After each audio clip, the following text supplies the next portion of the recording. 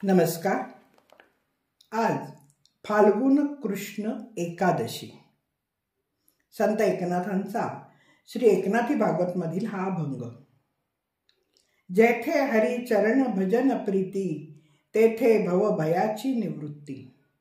परम निर्भय भगवत भक्ती, आमुचा मती निज निश्चयो. कृत निश्चयो आमुचा जाण, येथे साक्षी वेद शास्त्र पुराण. सर्वात्मना भगवत भजन, निर्भय स्थान सर्वांसी.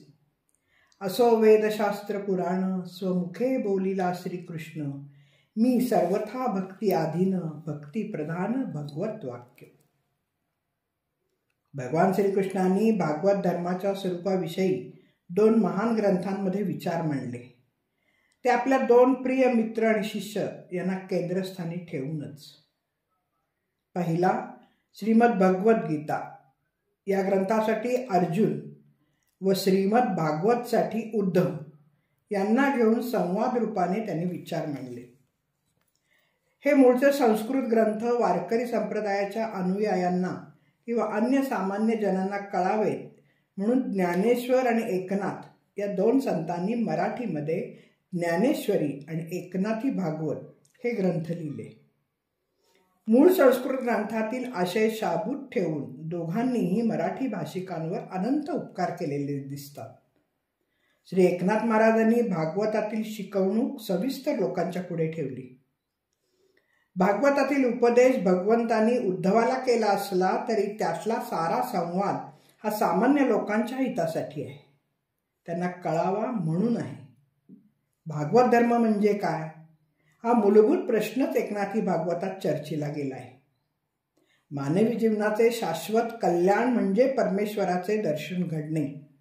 हे प्राप्त करून देतो तो भागवत धर्म, असं उत्तर भागवतात ऋषभपुत्रांनी दिले.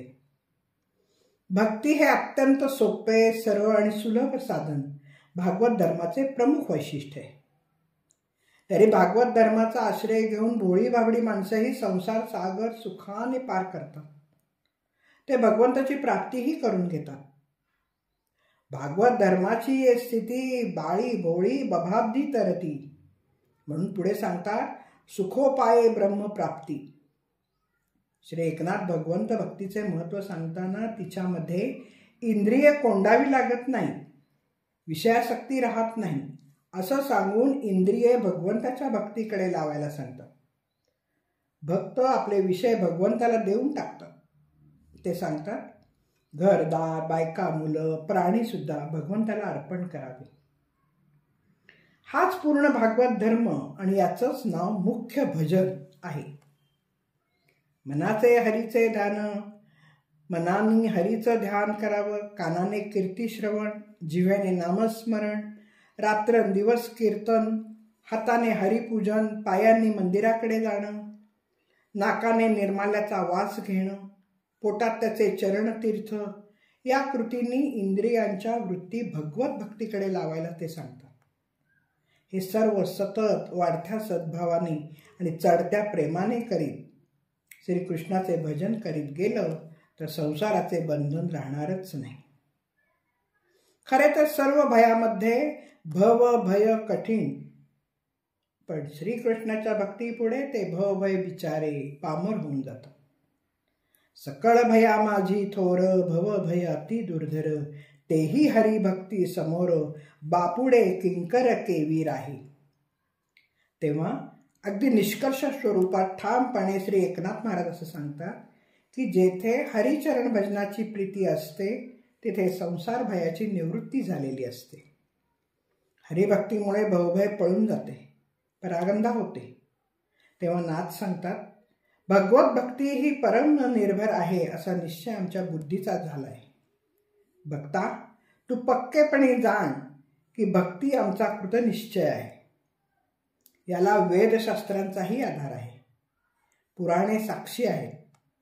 तेव्हा भगवत भजन हेच सर्व प्राण्यांना सर्वोपरी निर्भर असं स्थान आहे. वेदशास्त्र किंवा पुराणे राहू द्या बाजूला. अहो, स्वतः श्रीकृष्णांनी आपल्या मुखांनी मी सर्वतः भक्तांचा अधीन आहे असं सांगितलंय. याचा अर्थ स्पष्ट आहे की भगवंताची भक्ती हीच महत्त्वाची भक्ती, हीच महत्त्व आणि प्रधान आहे. एकनाथ महाराजांनी भागवत धर्म आणि भक्ती अगदी सोपं करून आपल्याला सांगितलेलं आहे. चोखामेळा म्हणतात, तुमच्या चरणी जे काही आहे ते सुख पाहे मज द्यावे. धन्यवाद. मी सौभाग्यवती पल्लवी कुलकर्णी. नमस्कार.